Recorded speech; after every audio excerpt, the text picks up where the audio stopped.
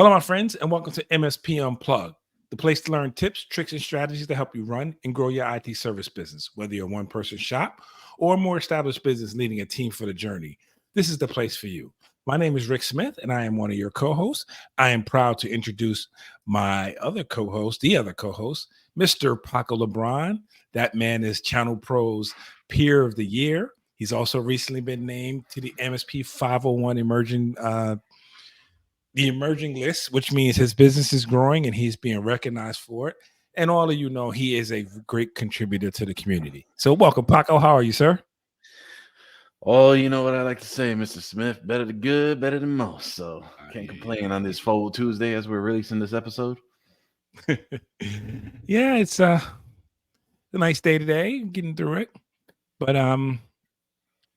I guess I want to ask one more question for you before we get into the show. So I laugh because if anyone has seen the late night show, YouTube, Robin Williams, and Conan O'Brien, and Conan O'Brien asks him, "Hey, I have a question for you," and he gives this answer, which is hilarious, but not appropriate for the air. So Google that, and that just made me laugh. So go ahead, Mr.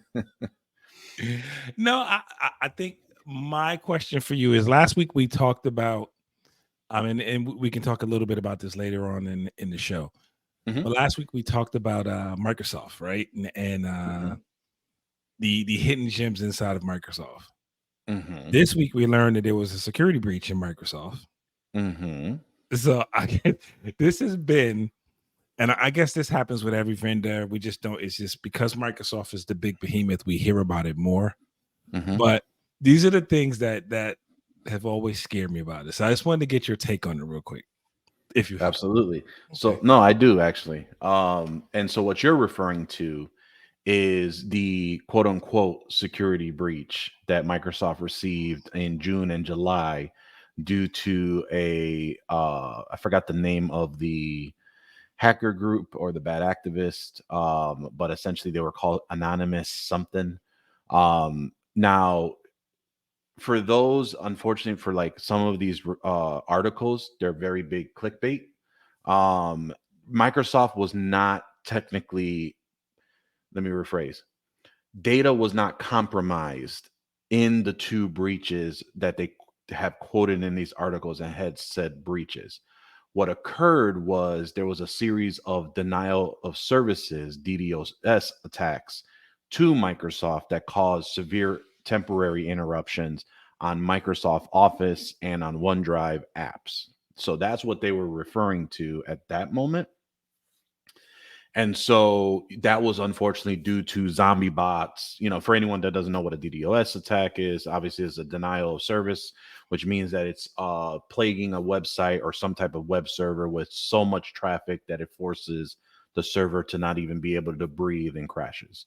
And so because Microsoft is such a behemoth, there's a lot of traffic you'd have to send to it in order to behave in a way where it would have some type of interruption. So they identified what needed to be hit.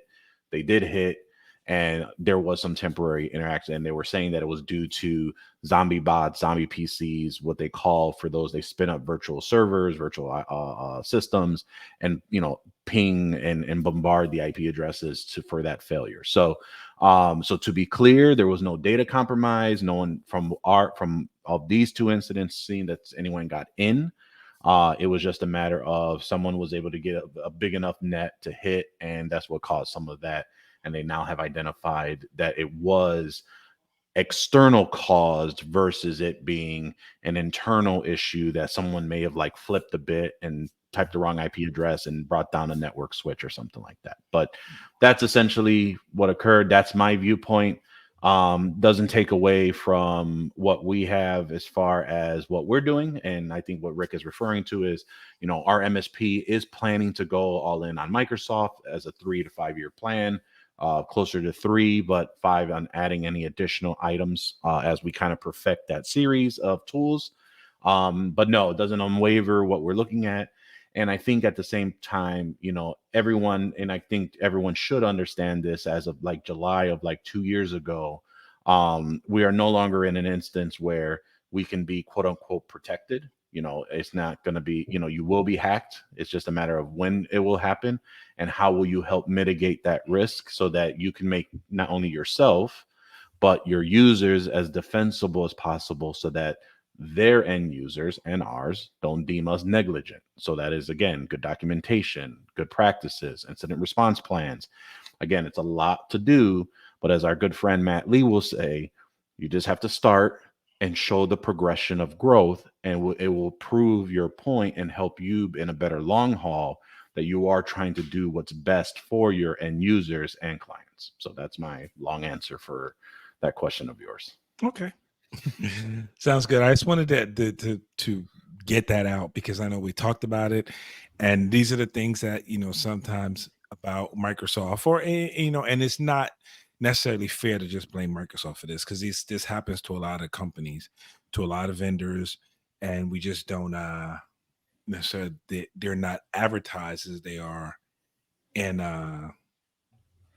in the news, because smaller vendors don't really, they don't get in the news, basically. So Yeah. just like we tell our clients all the time, people are trying to hack you, or trying to get into your stuff, but you're just too small to make the news. You're not too small to be attacked. You're just too small to make the news. So Right. I guess it works the same exact way. Yep. And that's what I've heard Larry Mador over at DataStream say that phrase a lot too. It's that it happens, they're not big enough to make it to the news. Exactly. That's probably where I heard it from. I know I heard it somewhere. But anyway, as we roll into this here, now, even though we just had a I guess a little bit of a tip is to read through the information more than just the headlines, then you'll get the true story of what's going on. Do you have, though, anyway, back to our tip, tricks, or strategy, do you have a tip, trick, or strategy for our audience today? No, but I have a story. And a Okay. story of that will be, preparation is key whenever you're doing big projects or things that are very complex. We have been working with a pretty big association over here in Chicago. Um, they had a sudden separation from their previous MSP. And so we've kind of just been digging and trying to find things as we kind of move forward. And so this past Thursday was a 5 hour late night, start retiring, doing things so we can get it going. And so the original plan was for me to kind of do everything, but then I said, okay, I think I need to bring in help. And so the items that I did help coordinate went without a hitch. We installed some access points that were pre-configured. We pointed out where they needed to be installed. We had to fix a conference room, hour and a half, and we were done. I had my plan for my part to decommission a server's DHCP and DNS server, because we're retiring that server, and going through those motions as we prepared the previous week of offboarding some of the things on that server, such as the file server and their application server, things that they had on there as well. And then we got into the point of, oh, well, we'll just make sure we label and inventory things as we get there. And that shouldn't be an easy. That's like the last thing we need to worry about. Well, of the items I just discussed, took only about 2 hours, 2.5 hours from there. The other 3 hours that we took was to basically inventory and fix up this network rack that we had available.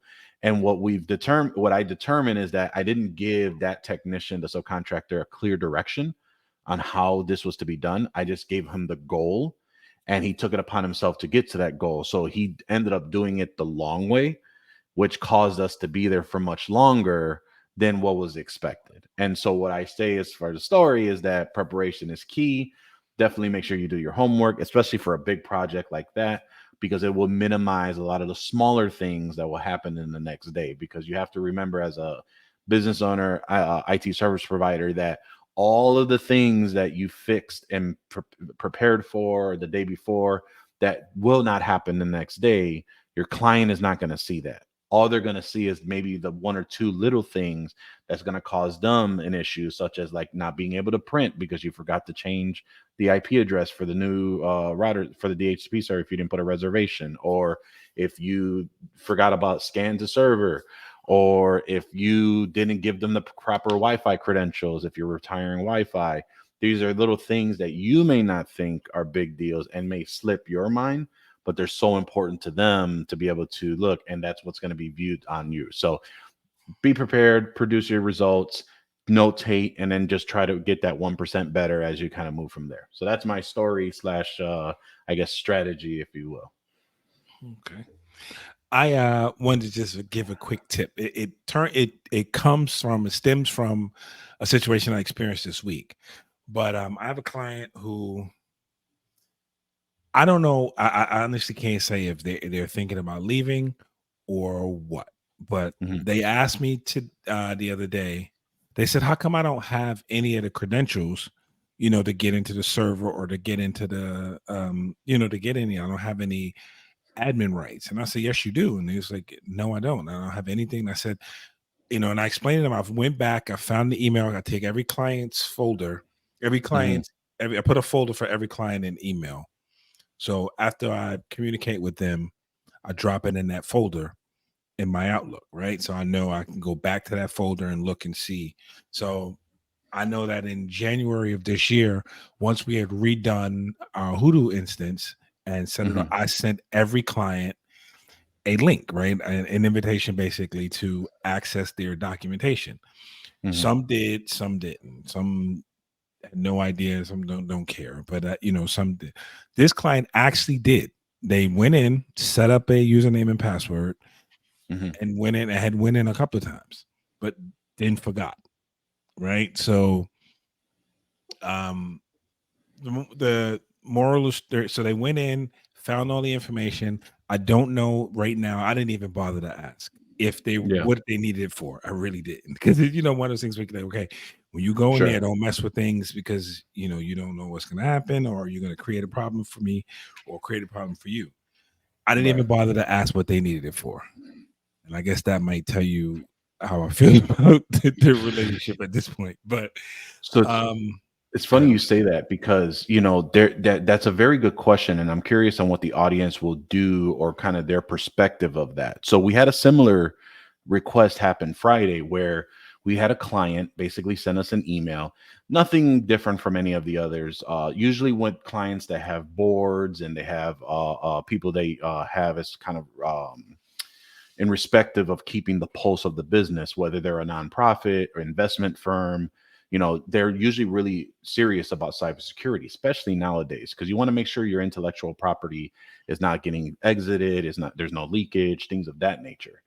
And so through that, basically there was basically a request that came in that said, hey, we have launched with a third party vendor along with a board committee to audit the network and security specifically for our and with our website included. And so they had some website issues before, and it turned out that they discontinued a product that changed the IP address, so they didn't route it back to their host. So I guess a year later, the vendor deleted the IP address and the website went offline. So of course they called us, and because the web developer didn't know what was going on and all this other stuff. So we managed the domain as we informed them that we would. We changed the IP address and everything kind of came back online, and then the web development kind of went from there. And so, but the end of the email said, please provide us our credentials to all of our accounts, and we will let you know next steps. Thanks. So my thing is, so where where our stance is that there's no problem. It's your data, right? Like we more than happy to whatever. But like you said, there's for us, there's two items that we're concerned about. One is, like you just said, if you're going to give them the credentials, we don't know what they're going to do with the admin access to their own stuff, which is fine, but we cannot audit what we don't see and track. So if we do decide to do that, we can. However, my concern is that I want to be able to provide some type of waiver or some type of disclosure that says, hey, it's your data, totally makes sense of that. Here it is. But moving forward from this point on, we will need to re-audit everything that was done to ensure we are adopting a clean infrastructure, because we let someone else externally that we don't have the have authorization for. But two, we've had these type of things happen before, but we usually work with the auditors Right. directly, Hmm. and so it's a third party for that. not giving the credentials to the client, which is kind of the whole point of not trying to do all that, which we can, but there's a little of that. So I'm curious as to how people will handle that. We're having a meeting on Monday on how to reply specifically to that. So by the time this airs, we've already addressed it. But it's just one of those where it was an odd request, not the request, not of what they're doing, but what they asked for. So again, it could be they're just probably transitioning too, which is fine by us as well. It's really interesting on the way of the delivery and the quote unquote secrecy of what Right. they're trying to do. No So because explanation as to why I need this stuff. right, like there's no it's just funny that there's no like transparency of like, hey, we're having someone else check your work because we want to be safe, which is cool, no problem, here you go. If you are a business and a professional, you should handle it that way, right? So Mm-hmm. just very interesting on how clients act with us, and we should keep that in consideration as we talk to our vendors that we're planning to switch or things of that nature, that we're very transparent with them too, and not as quote unquote secretive if we're planning to leave. Two things I want to say to that before we move on. Mhm. One, it gave me thought about, okay, if we, when we've had customers come to us and say, hey, this vendor needs to get into the server to do this. Can you help them? Right. So Right, what we do, I don't log, I create a vendor admin account, right? That way we can audit back right, what they've done, right? So we create that vendor vendor account, make it active for the vendor while they need it. Once they're done, we disable that account, right? right, Now we can track from there any changes they've made or what they've done. That's first and foremost. And that's if right, we're in a situation where we've been asked to accommodate a vendor to fix something, right, right? So now the second thing I thought about this, when in the situation like we have now, where we have no idea why they need the credentials, I'm thinking about, and it goes back to what you said about responsibility. There should be a clause in our master service agreement or in our statement of work, wherever you do it at, that says if you or a third party make changes to the system that we then have to go back, somehow say that we then have to go right, back and fix, that is a billable expense, right? We're going right, to charge you hourly for that to make that correction, because this is not something that was done by us. So it's something I'm trying to figure out now, if we can get that addendum or get that added to our MSA, just again to cover yourself, because if they let someone else in there who screws something up, or if they go in there trying to do one thing and screw something up, right, because everybody has a friend who say, oh, all you gotta do is just do this, right, and then then you have to be the one to come behind them and clean it up. That should be a billable expense, and it should be whatever your hourly billable expense rate is, and that should be laid out and crystal clear for the client to understand. And I don't feel like we should warn them if they ask for it. Again, it is their data, their information.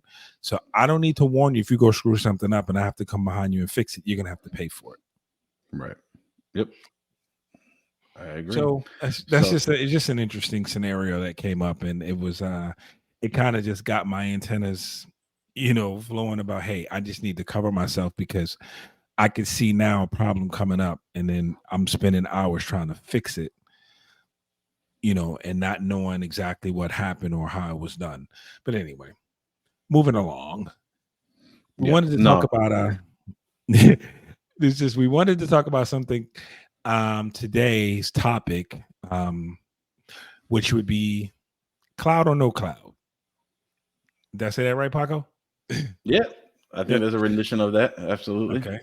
Cloud or no cloud. And the reason we're talking about this is just, we are at the point, if most of you should know, I hope everyone knows, server 2012 R2 is going to be end of life. I think it's October 25th of this year. So that's a couple of months, 3-4 months from now is the end of life date for server 2012 R2.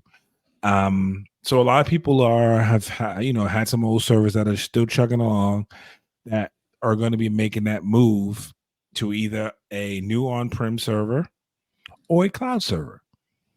So, Yep. and there's reasons to justify both, right? I happen to be the guy who prefers on-prem. Maybe it's because I'm old school. Is what I learned on, what I know. Um, but again, it's when you're making these decisions or informing a client, consulting with a client is a better word, on these decisions, there's some things you got to take into account. You know, price, of course, usage, um, just do they need, like, basically what the pros and cons of each, basically, and then you make a decision from there. I know a lot of folks want to get rid of on-prem servers as quick as they can. And others like me are like, hey, nah, I think you can get it and you should get one. And um, you can just get a new server and go another 5 to 7 years with it or whatever it may be. Um, so Paco, I know you're on the cloud all the time side. So I'm going to Oh, give yeah. you first dibs on this. Oh, I have to say to cloud instead of not to cloud. I think that this has obviously been a buzzword for probably well over now, close to 10 years, right? And so probably even longer than that.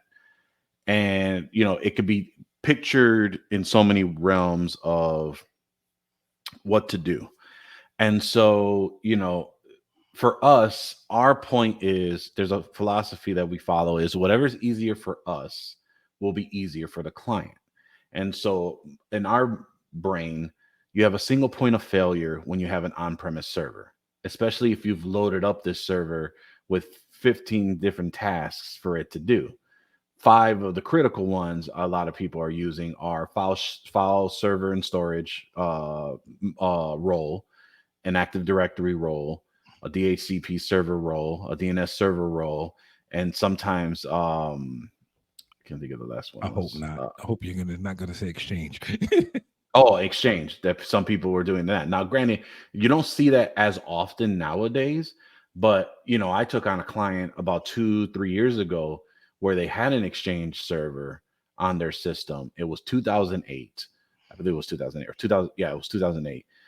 They had, I think it was like 10 down on internet. And so you have a lot of modules and pieces that you have to kind of work through, as I mentioned, be productive and be prepared to get even to the cloud, right? Upgrade their internet service, migrate their emails because it's on an Exchange server and pop and trying to do all that and sync and the documents and the calendars and blah, blah, blah, blah, blah. So there's a lot into that you have to kind of take care of. And there's going to be some hiccups if you're not familiar with it. So, yes, I am all about the cloud, moving Exchange server to Office 365 email. That's a plus. Everyone should be doing it. If you're not doing it, you better be saying you're doing Google Workspace. If it's not one of those two, I'm sorry. There's no reason in my brain in a business world of small to medium business that a small business or a medium business should have email on an on-premise server. I Doesn't would make agree with sense that. to me. And you'd have to get me a very big argument of a small or medium business that does Exchange or email on premise. It's easier, it's cheaper, it's less maintenance, less reason for corruption. That's my point from there. Azure Active Directory, another easy thing to actually, before I go into that, file server and storage. You can easily put that into SharePoint or OneDrive. People can sync to it. They can access it however they want to do their files. Super easy, not as a hard lift. Microsoft gives you a free app to upload, scan migrations to know what you're going to get into. Super easy to do. We've been doing that for years. Then you have Azure Active Directory, another easy one. You untie the server from the domain join, you put it onto the Azure Active Directory. They're syncing, they're vibing, everything is on their accounts, their emails, their browsers, their teams, everything. One less stop shop to rob. You can lock it's much better. It's such an easy way to manage a profile on the endpoint than on the end premise. And then you got the things like I mentioned, network stuff and things like that. So yeah, whatever I can do to remove that single point of failure and put in the redundancies in place, I'm all for. That's really my big takeaway from there. And then really just, and those are like the low level, like low hanging fruit to take care of, easy, manage, backup, like super not an issue at all. Then you can get into things like Intune, Employee Manager, Azure Files, Azure things of that nature.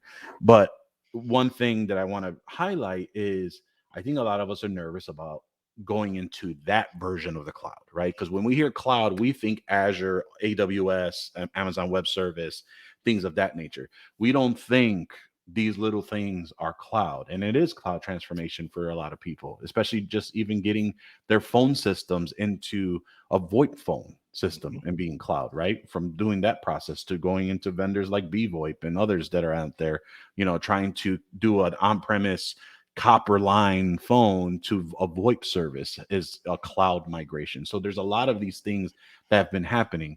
I think when people start hearing about virtualizing servers, virtualizing PCs, and things of that nature, kind of like you, that makes me a little bit nervous because that's outside of my realm, that's outside of my understanding, and kind of a figuring out from there.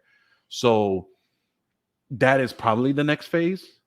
I have not explored it as much because there's always been the money question on doing things in the cloud. That has been a huge deterrent to do that. But I also think it's understanding and education, which I think our space has been doing a very good job on educating, but I think they are missing the mark. I think the only vendor I've seen that has really looked at our demographic, and for a lot of those listening, they are on the smaller side. They are, part-time business, IT service providers, a one person show, trying to figure it out and understand it. But unfortunately, we've approached vendors in the cloud that are like, what's the word? The go-to vendors to go for cloud, and we were greeted with, well, we just never really hit a good we've never really received good attraction from your audience, so we're not gonna help out as best we can, which is kind of a little silly, but I think that there are great vendors out there. I think Pax8 is one of those that are doing that. I think other distributors as well in the space are doing it really well because they obviously have the connections to Microsoft, and some work with Azure and Amazon web services to help with that. So definitely check with who you're working with right now. And if you do find the vendors out there that can assist you, that can make these things easier, obviously that's where you want to kind of go to help the quote unquote demystifying what Azure does. So that's yes, I definitely say the cloud.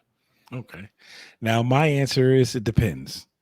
And that might surprise you a little bit, but I am a big on-prem service guy, right? So here's my it depends scenario, because we have clients that are both.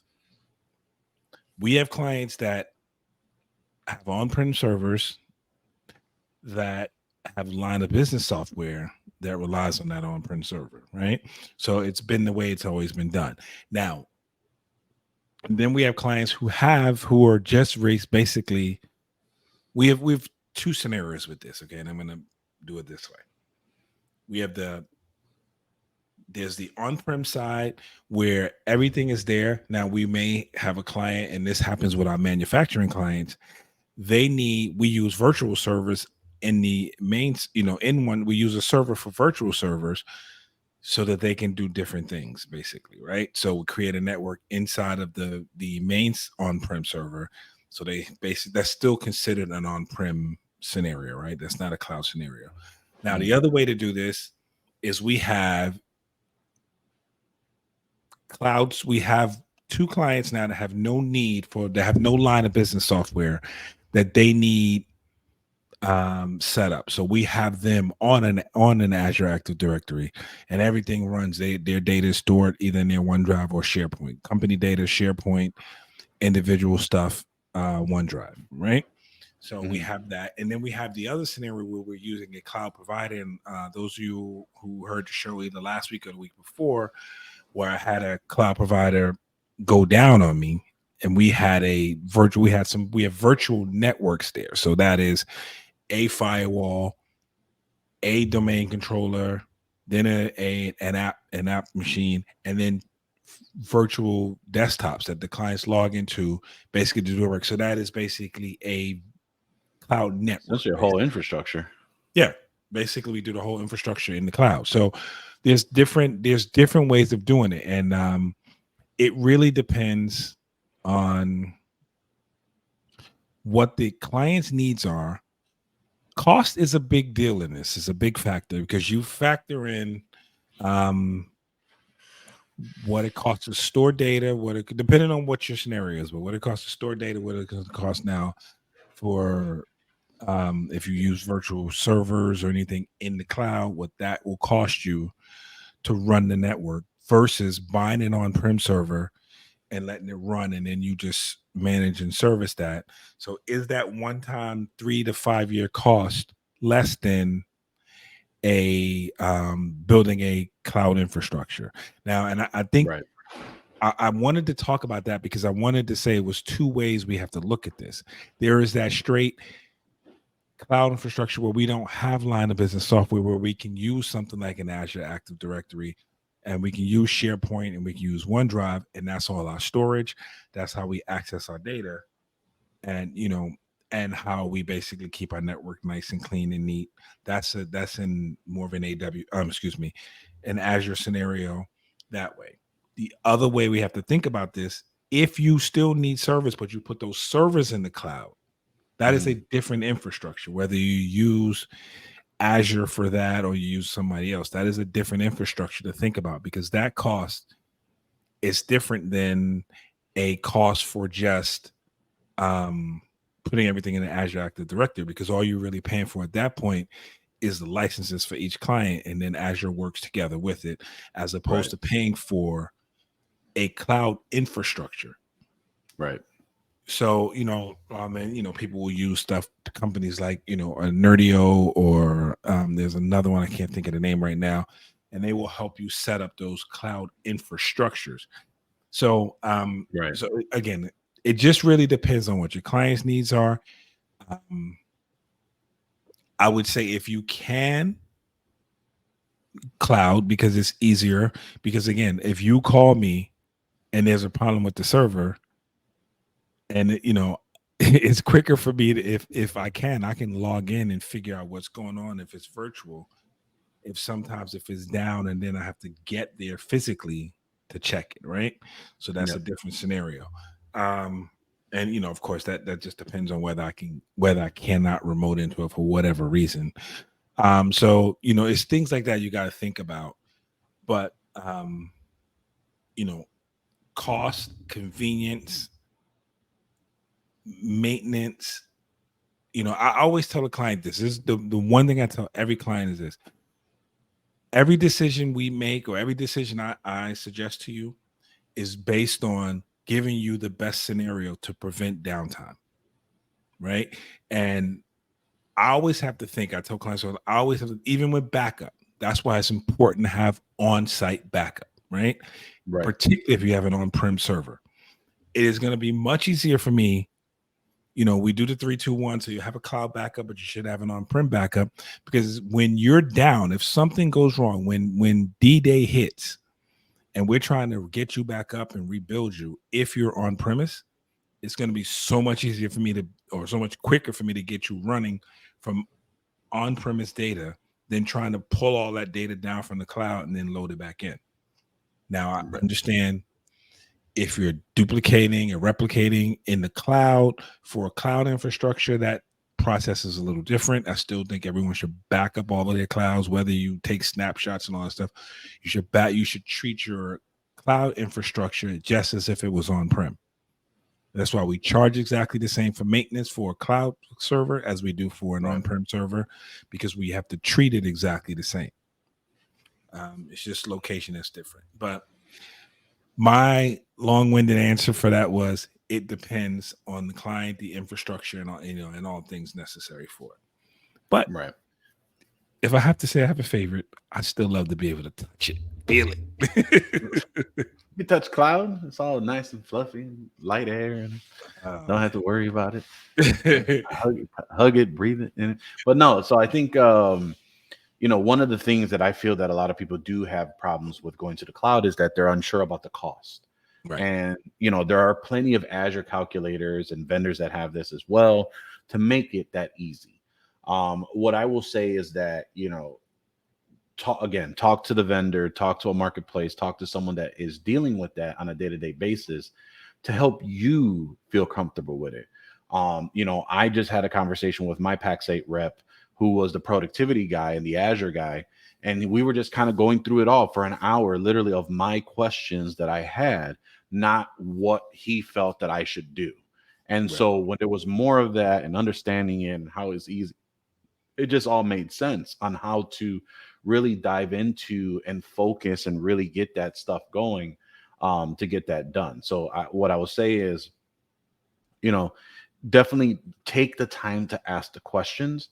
And if you don't know, that's why you have other peers and other people that are doing this that can lend you a little bit of a helping hand, or just asking questions inside the online community group for those that are doing it, because you will have a better experience really trying to do it. But yeah, I mean, again, as I've mentioned, for my version of why we should do cloud is just a matter, it's easy to go to, it's easy to deploy.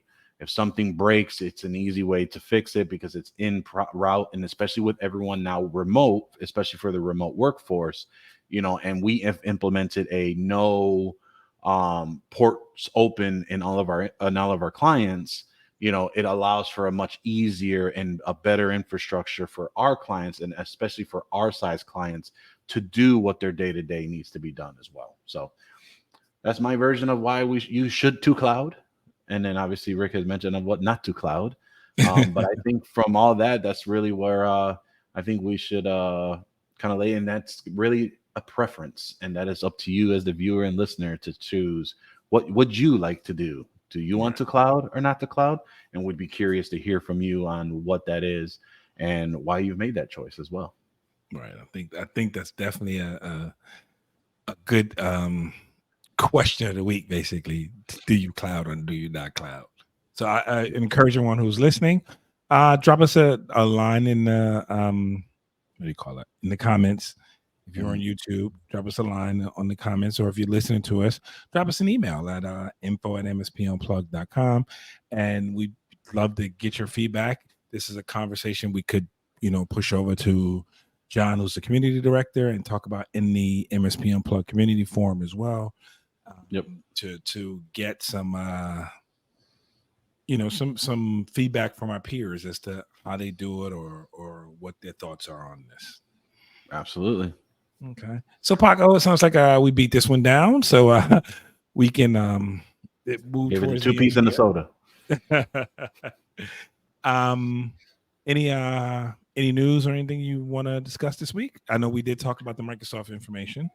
We did talk about the Microsoft information. Obviously, we did talk about 2012 coming to light, and something that everyone should notice and figure out what they want to do. We would encourage you to listen over to our good friend Tahir Ahmed over at No Fluff MSP podcast. Was it MSP Marketing? Got it right. Yeah. No Fluff MSP podcast. Check out that podcast. It just released an episode, or at least one of the recent episodes, about talking about that. So definitely something to catch out, because I'm catching up on my podcast.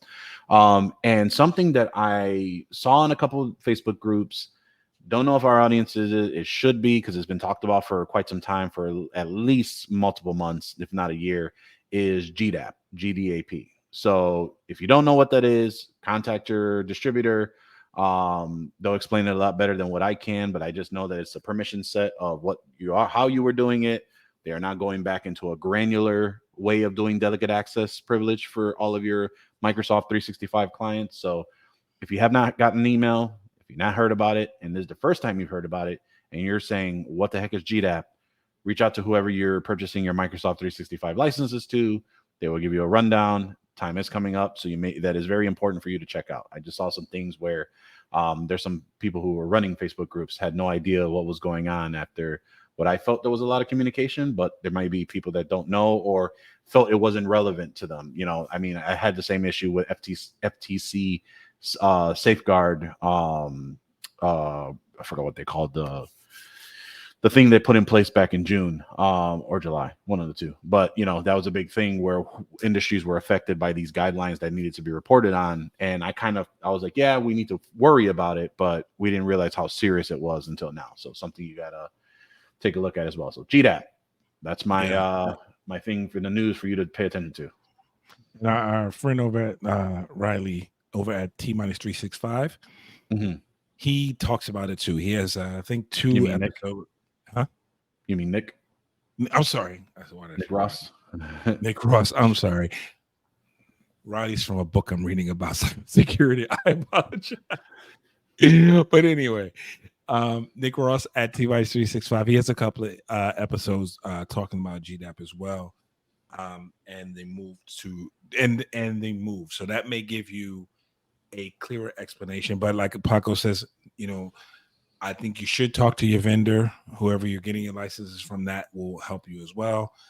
I like to see things visual, so I'll have that conversation with my rep, but I'll also, watch a couple of things or read a couple of other things just to get my head around it to really understand what's going on. So both places are some good feedback, and there are some others out there who are talking about it as well. So take a look, just take a look for it.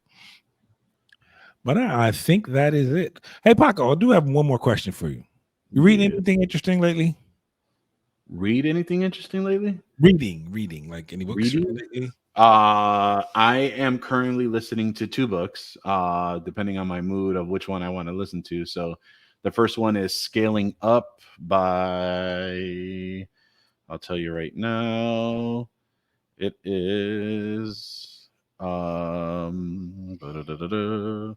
Vernon Harnish.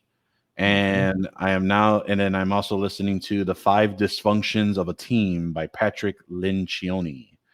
That one's about a 3.5 hour read or listen. Scaling Up is about a 8 to 9 hour read. So just depends on my mood, and that's what I'll listen to. But I'm currently listening to is The 5 Dysfunction of a Team.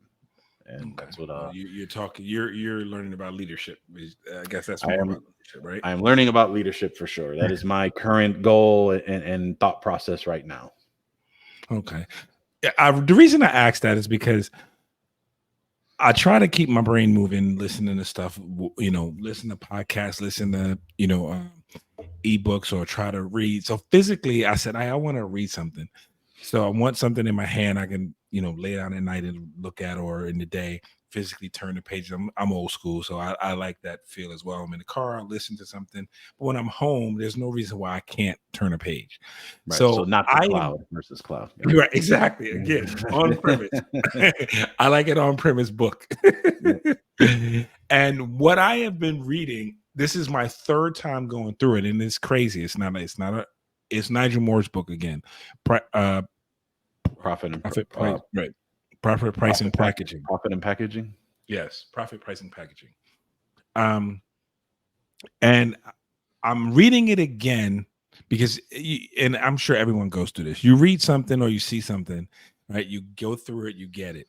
You go through it again, you realize, hey, I didn't realize this was in there, right? Or I didn't, I missed this part, or I didn't focus on this part, because a lot of times we read stuff and we trying to get out of it what we want to get out of it, and not necessarily everything that's there. So I am going through this book again, and I do recommend, if you haven't read it or heard it, that it is a very good read. It's quick, and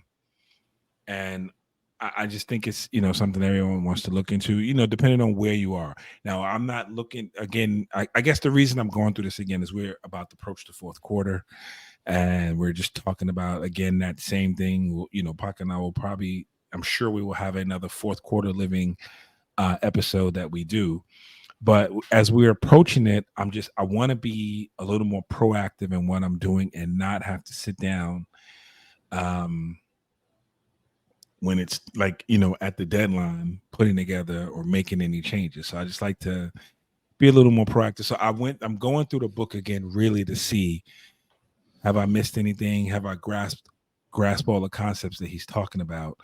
I'm always looking for ideas. I don't necessarily follow, I can't say verbatim I follow anyone's philosophy or anyone, but you pick and choose and you find good ideas from certain things, and that helps you to to grow your business, to expand your business, and to make smart decisions. So that's what I'm reading, and that's why I asked the question, just because I'm physically reading that book now, and I think it's great. And for the 3rd time through, I'm still picking up some stuff. I was trying to find it too. I can't find it, but I did just reread Survive and Thrive when Nigel was on not too long ago. So, and that book is available in the show notes of his episode. So head over to the show notes. There should be a PDF in there. Or it may be in Patreon, one of the two. It's in Patreon. Is it a Patreon? Okay. It's in the Patreon. So if you want access to the book, head over to either be a part of the Tech Tribe, it's a great community, or head over to our community over at patreon.com/MSP Unplugged. Join there and you'll get a lot of good goodies as we are starting to make some headway on how we want to make sure we reward those in our Patreon and online community. So check it out. Now, TechCon Unplugged is coming up September 7th to the 10th. This is going to be at the Delta Hotels in Woodbridge, New Jersey. Now, this is our annual gathering, actually our 4th annual gathering of vendors, techs in the space, and business owners. Now, what we do at TechCon Unplugged basically is we learn from each other, like-minded business owners and panels, breakout sessions.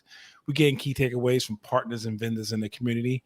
And probably the most important part of all of this is you get to experience those one-on-one and spontaneous group conversations where great friendships are built, relationships are cultivated, and ideas are exchanged. Tickets on sale now. They're at techconunplugged.com. We invite you to take advantage of our ticket prices and get your tickets before we sell out. Well, folks, we come to the end. And the end of the book. Yes, we've come to the end of our on-prem book or our cloud book, however you're checking this out here. Paco and I release a show every Tuesday. That is our Tech Talk Tuesday conversation. No, we're Paco's shaking his hand, maybe, but no, we're going to be here every Tuesday. You'll either see both of us or one of us, but there will be an episode released on Tuesdays. For the summer, we are also working with ConnectWise doing our emerging vendor series, who are contestants in their pitches. So you'll catch those episodes on Wednesday and Thursday. Now, for all of that, you can watch the video podcast on youtube.com/MSP Unplugged or our Facebook page, facebook.com/MSP Unplugged. Please do us a favor, though. Like, subscribe, hit that notification button to be notified whenever there's a new episode available. Now, if you cannot watch us on one of those channels there, and you are one of more of those cloud people, you can catch us on your favorite podcatcher app. We're on Amazon Music, Spotify, and Apple Podcasts. For Paco and I, we want to thank you for listening, and we'll see you next time on MSP Unplugged.